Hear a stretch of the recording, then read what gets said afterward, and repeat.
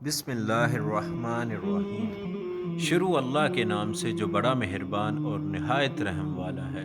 السلام علیکم۔ حضرت ابو رافع رضی اللہ عنہ سے روایت ہے، رسول اللہ صلی اللہ علیہ وآلہ وسلم نے فرمایا، میں تم میں سے کسی کو اس حال میں نہ پاؤں کہ وہ پلنگ پر ٹیک لگائے بیٹھا ہو، اسے میرے احکام میں سے کوئی حکم یا ممانعت پہنچے اور وہ کہہ دے میں نہیں جانتا۔ ہم جو کچھ اللہ کی کتاب میں پائیں گے اسی کی پیروی کریں گے۔ حضرت ابو انیبہ البی رضی اللہ عنہ سے روایت ہے، یہ وہ صحابی ہیں جنہوں نے رسول اللہ صلی اللہ علیہ وآلہ وسلم کے ساتھ دونوں قبلوں کی طرف نماز پڑھی ہے۔ انہوں نے فرمایا، میں نے رسول اللہ صلی اللہ علیہ وآلہ وسلم سے سنا، آپ فرماتے تھے اللہ تعالیٰ اس دین میں ہمیشہ نئے پودے لگاتا رہے گا اور ان سے اپنی اطاعت میں کام لیتا رہے گا۔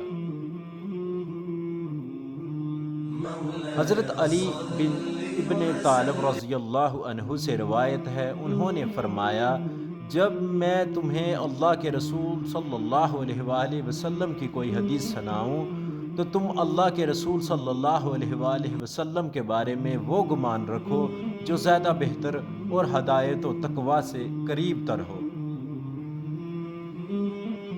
حضرت ابو ہریرہ رضی اللہ عنہ سے روایت ہے، رسول اللہ صلی اللہ علیہ وآلہ وسلم نے فرمایا، جب تک میں تمہیں کسی معاملے میں آزاد چھوڑے رکھوں تب تک تم بھی مجھے چھوڑے رکھو، بلا وجہ سوال نہ کرو، کیونکہ تم سے پہلے لوگ اپنے انبیاء علیہ السلام سے سوال کرنے اور پھر ان کے احکام کی مخالفت کرنے کی وجہ ہی سے ہلاک ہوئے۔ لہٰذا جب میں تمہیں کسی کام کا حکم دوں تو حسب ہمت اس کی تعمیل کرو، اور جب کسی کا